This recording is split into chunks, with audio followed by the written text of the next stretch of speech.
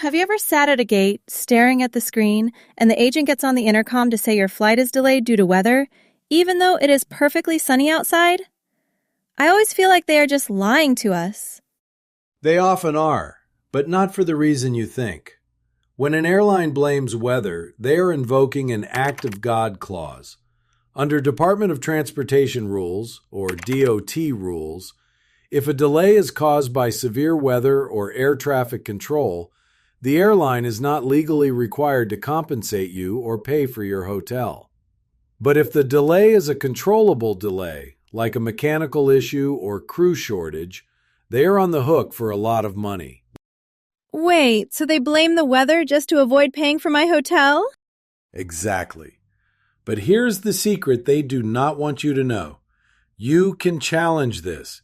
If you are stuck in an airport and suspect a fake weather delay, look out the window. Are other airlines taking off? If Delta and United are flying out of the exact same airport, but American Airlines says it is grounded for weather, they are likely covering up a crew timeout issue. You can politely ask the gate agent for the official delay code. Gate agents are required to document the exact code in their system.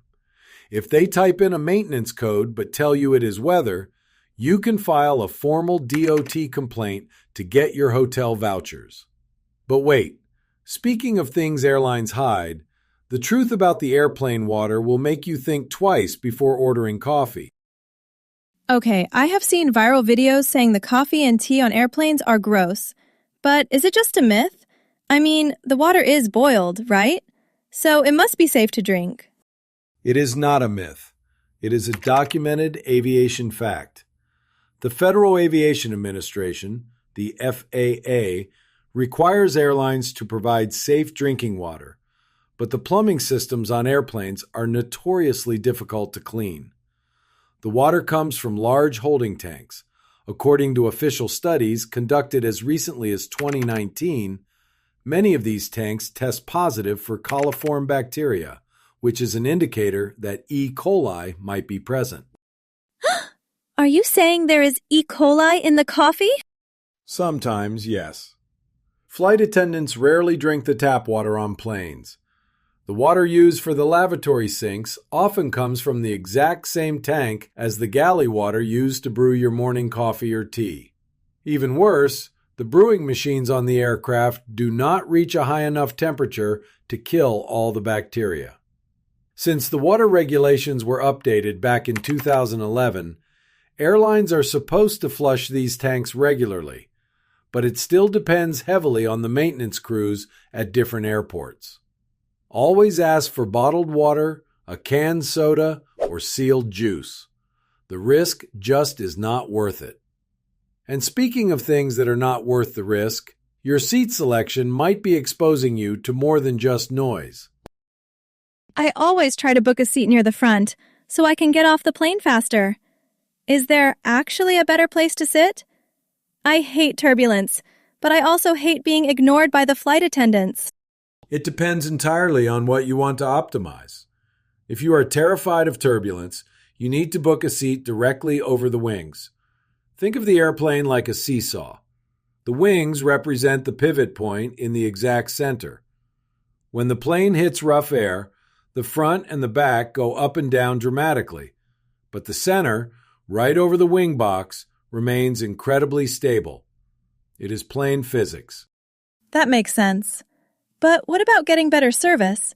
Does where I sit matter for that? It matters heavily. Most passengers avoid the back rows because they are near the bathrooms and do not recline fully. But seasoned travelers know that sitting in the back gives you a secret advantage.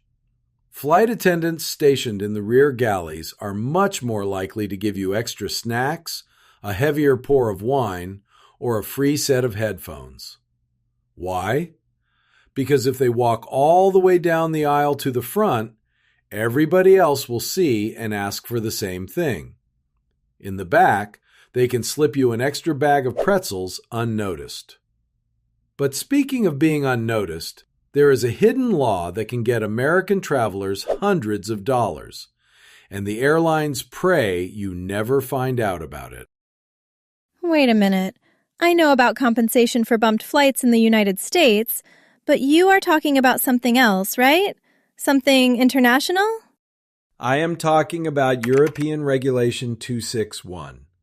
In the U.S., if your flight is delayed by 5 hours, the airline might throw you a $10 food voucher and tell you to wait. But if you are flying from the U.S. to Europe on a European airline, or leaving a European airport on any airline, you are suddenly protected by some of the strongest consumer laws on earth. Even if I am an American citizen?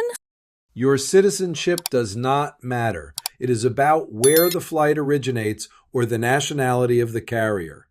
If your flight is delayed by more than 3 hours or canceled, you are legally entitled to up to €600, which is well over $600 depending on the exchange rate. They must pay you in cash, by bank transfer, or a check. Do not accept the airline's initial offer of air miles or travel vouchers.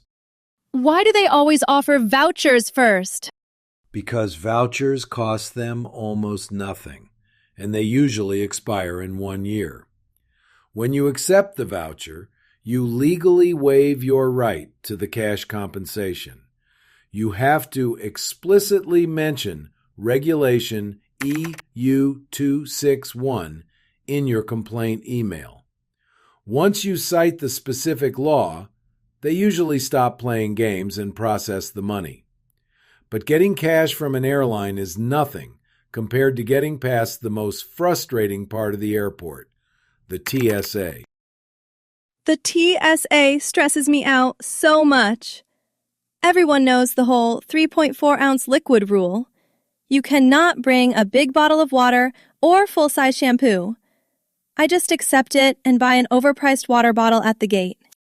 You are referring to the 311 rule that was implemented back in 2006. But there is a massive exemption that the TSA agents rarely volunteer to explain, and it involves medical necessity. Under official federal guidelines, any medically necessary liquid is exempt from the 3.4-ounce rule, and the definition of medically necessary is surprisingly broad. Wait, you mean like contact lens solution or insulin? Yes, but it goes much further. If you are traveling with a baby, breast milk, formula, and toddler cooling packs are completely exempt. You can bring a massive bottle of water if it is explicitly required to make baby formula on the plane. Furthermore, if you require specific liquid nutrition or saline drops, you are allowed to bring them in full sizes. You just have to declare them to the officer before your bags go into the X-ray machine. They will run a quick vapor test on the bottles and let you through. Never let a misinformed agent throw away your necessary medical liquids. Ask for a lead officer or a passenger support specialist immediately.